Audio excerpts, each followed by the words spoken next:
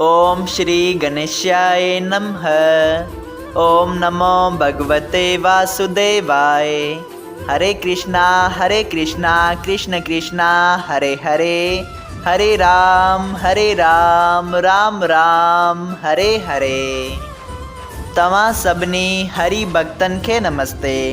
प्यारा भक्तों, ही कथा पाण गुरु कृपा सां हासिल करे रहा आहियूं। श्री गणपति सरस्वती जो दरे ध्यान करियां थो मां भागवत महापुराण जो बयान, जंहिंमें व्यासदेव ऐं श्री सुखदेव जी कयो आहे श्री कृष्ण लीला जो गुणगान। सभई चओ जय भागवतम महापुराण।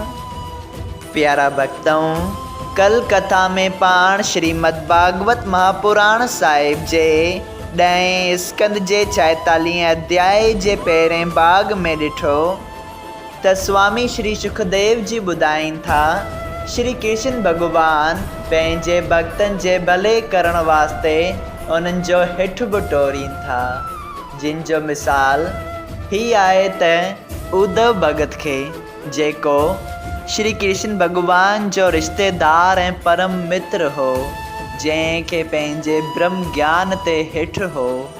श्री कृष्ण भगवान हुन जे हेठि टोरण वास्ते उनखे बिंद्रावन मोकिलणु चाहियो ऐं पंहिंजो वाइदो बि पूरो करण वास्ते जेको हुन गोपियुनि सां कयो हो त हिकिड़ो माण्हू तव्हां टे ज़रूरु मोकिलींदसि, जेको अची तव्हांखे मुंहिंजो हाल सुणाईंदो। इहो वीचार करे श्री श्याम सुंदर उद्धव खे हिकिड़ी चिठी ऐं घणा ई जवाहरात रतन ऐं घणियूं ई सौगातूं सभिनी बेज बालाइन गोपियनि, रिश्तेदारनि, माता पिता ऐं मित्रनि जे लाइ मोकिलियूं ऐं चिठीअ में पंहिंजे माता पिता खे नमस्कार, नंढनि वॾनि सां सलाम दुआ ऐं प्यार जो इज़हार कयाऊं ऐं गोपियनि खे योग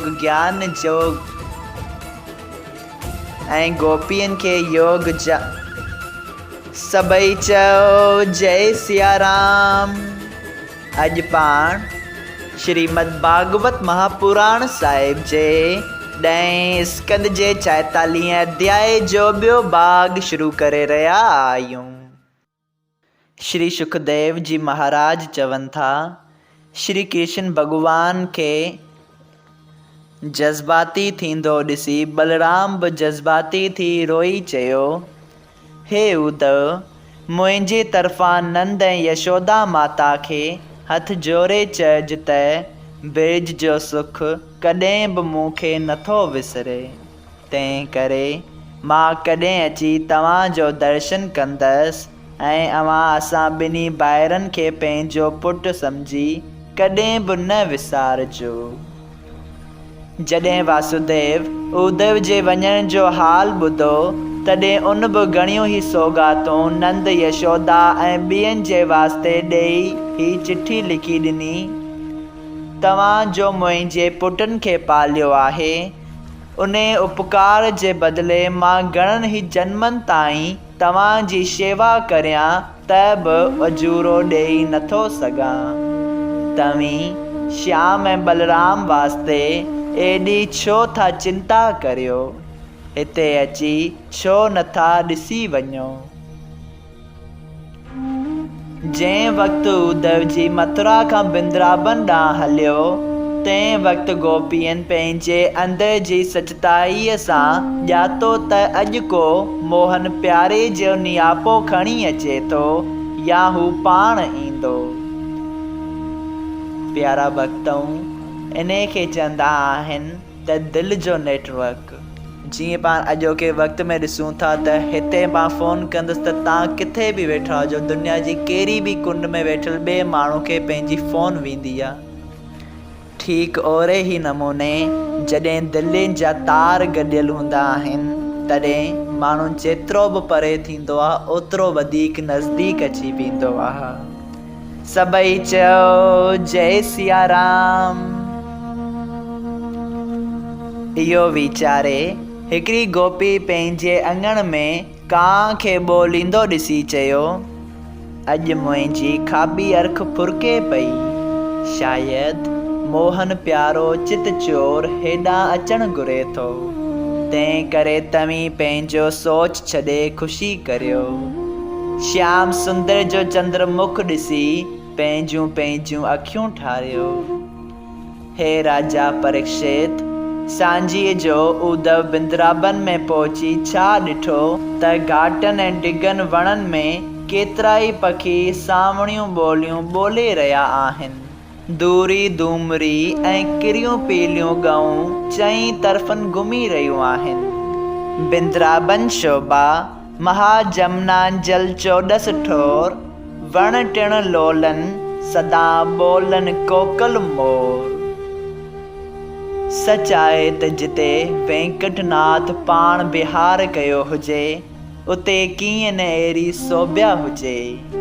अञा ताईं बि उन आस्थान ॾिसण ते चित मोहिजी वञे थो।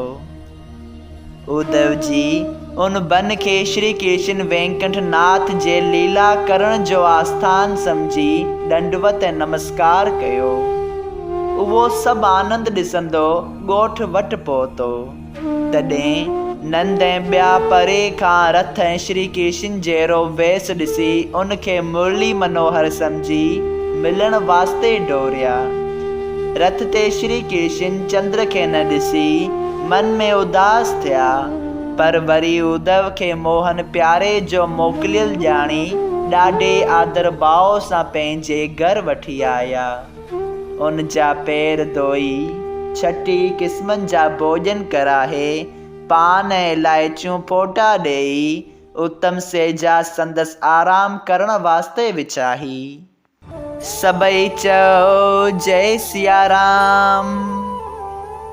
श्रीमद भागवत महापुराण साहिब जे 10 स्कंद जे 46 अध्याय जो ॿियो भाग संपूर्ण थियो।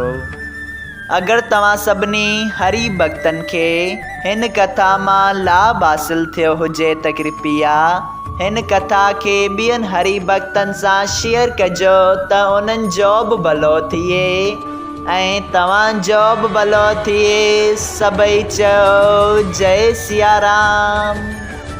राधे राधे।